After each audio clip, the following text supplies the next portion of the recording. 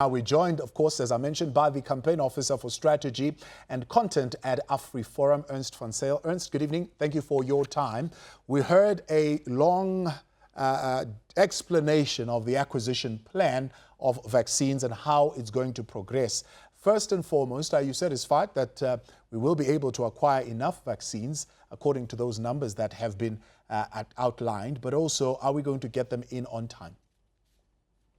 Well, good evening. In terms of what we heard today, there seems to be little bits of information trickling in regarding the government's plan for procurement and distribution of the vaccine, but this information seems to be in very low supply, seeing as a week ago, or just over a week ago, when AfriForum and Solidarity and other organizations and private sector actors asked the government for clarity, there was no answer. They refused to answer any of our questions. So tonight we got a little bit of information, but there's still such a big lack of information and clarity and transparency regarding the government's rollout plan and also the role that the private sector is going to be allowed to play. In addressing that particular issue, look at how the 100 or the million, I beg your pardon, vaccine, AstraZeneca vaccines were acquired from the Serum Institute of India and how they've arrived. If you look, for example, at when this process started around the beginning of January up until this point, how has that progressed? Have you been following the process and the approvals that were required?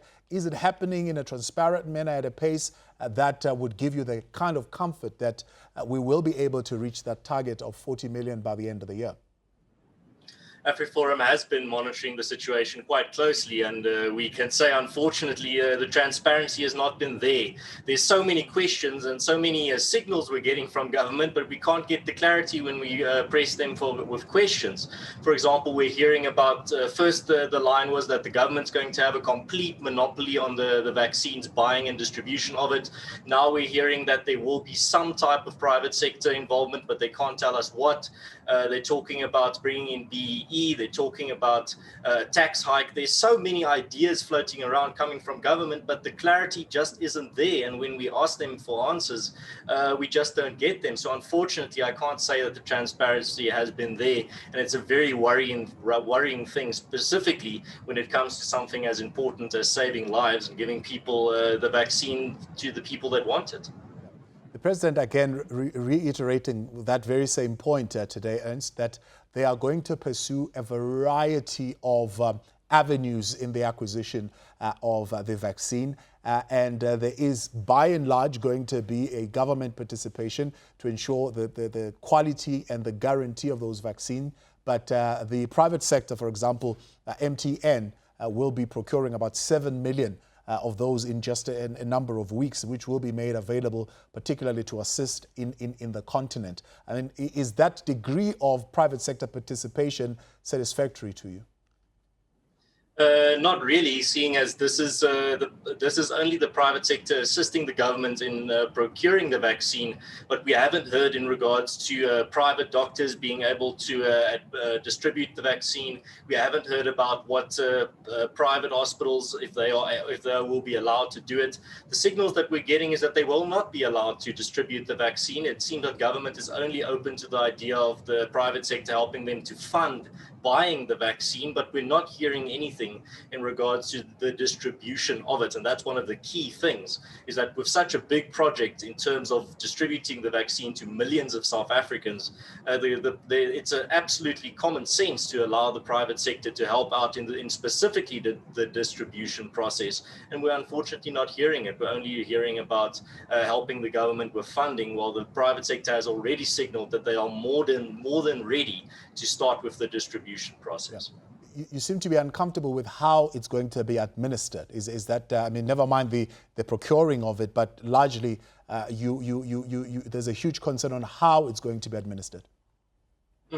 It's the concern is around the access to the vaccine. So when the government has a monopoly on the distribution or the distribution of the vaccine, that means there's only one avenue. If the private sector were to be allowed to distribute the vaccine as well, that would be another avenue, or actually multiple avenues in regards to the private sector's ability. But it seems that those avenues are not on the table when it comes to the government's agenda. And that's why AfriForum and Solidarity and other civil society organizations wrote letters to the government asking them, please tell us, what is your plan? What will be the private sector's role, and what will the private sector be allowed to do? To which nobody got any answers. And now what we're seeing here is that the private sector has, like I said, signaled that they are more than ready to start helping the government distribute this vaccine and make sure that as many people as possible have access to it. But it seems that this is not going to be allowed. If we only got this clarity, then a lot of these problems would be resolved, but we're simply not getting the transparency that would satisfy us in regards to the answers to these questions. So we're hearing tonight from one of the political parties that there is a process that has ensued by some political party to get government to be transparent about this process. The UDM's Bantu Lomisa saying, well, they might be willing to look at joining that case as the friends of the court. Will AfriForum be willing to do that as well? Well, we're going to have to monitor that case. I wasn't briefed on that case specifically today, so I can't really comment on it. But we are already busy with our own campaigns to push for transparency. We've written letters to the government. In March, we will be appearing in court to press the government to be able to allow the private sector to distribute the vaccine. So there's a lot of efforts from other civil society organizations and political parties also in that same direction of transparency. And I mean, this is something that's very important. I mean, today it was reported in the news that 20 million of the Pfizer vaccine has been ordered by the government, while in January it already said that it can only store a small amount. So again, this theme of no clarity and no transparency is coming to the fore, where the government is announcing things that they're doing, but they're not giving us any type of information in regards to how it will happen. They're only giving us little bits of information, almost on the fly, almost as if things are being made up on the spot, and not really giving us a full picture in regards to how the process is going to happen, who are the role players, and who will be allowed to take part. That's what we want to know, but it seems like we're not getting those answers, and it puzzles me that the government is not open about the process. And as you can see, there's a lot of civil society organizations and political parties that are concerned by this. So it's definitely a very major, big problem. I appreciate your time. Ernst van Zyl, thank you very much for joining us, AfriForum's campaign officer for strategy and content. And you are on the Newsfeed Late Night, joined now by SAFTU General Secretary Zweli Nzima-Vavi. Tatu Vavi, good evening, and thank you very much for your time. Are you surprised at all that there could be players, private sector players, but even political parties and lobbying organizations and civil society that would want to insist on government having private players come on board? This in the context, by the way, of the earlier press conference you had about the certain countries in the world nationalizing the production of vaccines and content with just allowing poor countries to wash their hands and put on a mask and save distance. We will be, from the ideological point of view, be worried about a greater involvement of the private sector in terms of both distribution and as well as a project to vaccinate people directly for obvious reasons. I mean, it is a rule written in diamond in a capitalist system that nothing is for mahala and that everything is for the logic of profit and profit maximization. The health of the nation, the well-being of the people always come a far second. The first priority at all times is that they must angle to make money. And this is the battle that you saw us waging for weeks now. SAFTU, as part of the People's Coalition on Vaccines and COVID, have been raising alarm bells about the need to stop the pharmaceutical companies from profiteering out of the misery and the pandemic that we are facing in the world today. So how do you make that argument successfully when I mean, we don't have evidence, I suppose, at this point of government particularly handling the supply of PPEs in a manner that is satisfactory? Absolutely. That's why I always say that the current administration discredits the role of the state. And it makes it to look ludicrous when you argue for greater role of the state when the state allows corruption even sensitive things like PPEs and all of that. But having said that, though, you're better off than having companies, pharmaceutical companies, retaining their right to intellectual property rights in a manner that is going to lead to the exclusion of the global south, and where they will allow, through profiteering, millions of people to die. And we are a victim of that already. If in any way, these pharmaceutical companies have produced vaccines for the rich north, and in its millions of doses, and there's hardly anything available for South Africa. So the excitement of South Africa for receiving 1 million doses for a population of 56, and the announcements of today were not helping us at all, because I agree, there's no transparency. We don't know what is coming exactly when.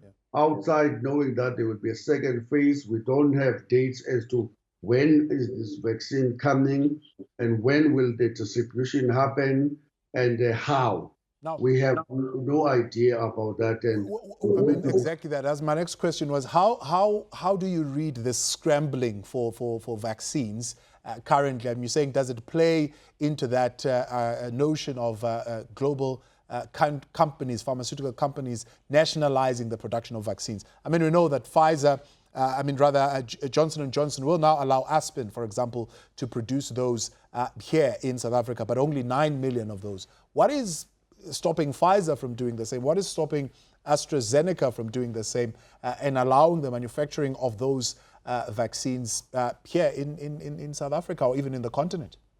Well, we're facing two phenomena.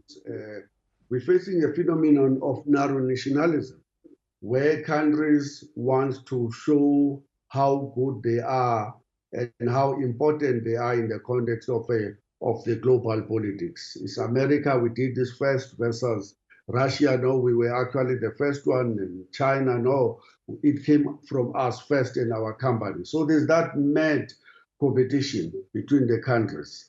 But secondly, there's a bigger problem of what we call the vaccine apartheid, where the pharmaceutical companies, sometimes with the assistance of their own governments, price these vaccines out of reach of the global south countries and out of reach of the poor within their own societies. And in this race to the bottom, rich countries are buying far more than they need. The example we're making is that Canada bought 5 times more than what they need for their population. And others are following that route. Africa 2 weeks ago had only 25, literally 25 doses of the vaccine. Things are going to change now. Today we received 1 million. We are being promised 500 in March. Then we're being told vaguely that there's 9 million from Pfizer, there's another million this and this in an unspecified date. We worried about that apartheid vaccine because it again talks to this yearning gap of wealth between the South and the rich. And if we do not drum up support for example, that all these pharmaceutical companies must disclose information, must show the world their entire ingredients, must allow pharmaceutical companies from the global south to manufacture and these vaccines in their own country. And more importantly, they must give up on their intellectual property rights such that we can also register. We can also use their ingredients and that to produce vaccine that we need. We fought that battle when we're fighting against the property rights in relation to the intellectual property rights in relation to HIV and AIDS. The World Trade Organization waived that right.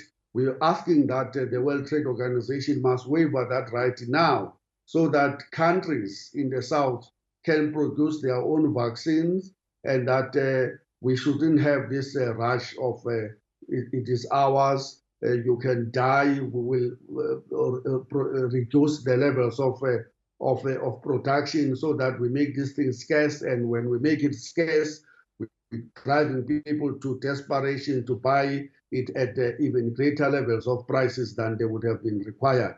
And that's what we are trying to campaign. And that's why we're calling on all organs of civil society in South Africa to understand that we are having to replay the history again. We were in this battle on HIV and AIDS. Unfortunately, we have to go back to the same methods of struggle in this battle for access to cheap and accessible vaccines to stop our people from dying unnecessarily. Vavi, I appreciate your time. Thank you very much for joining us, Secretary General of SAFTI there, Zwelinzima Vavi.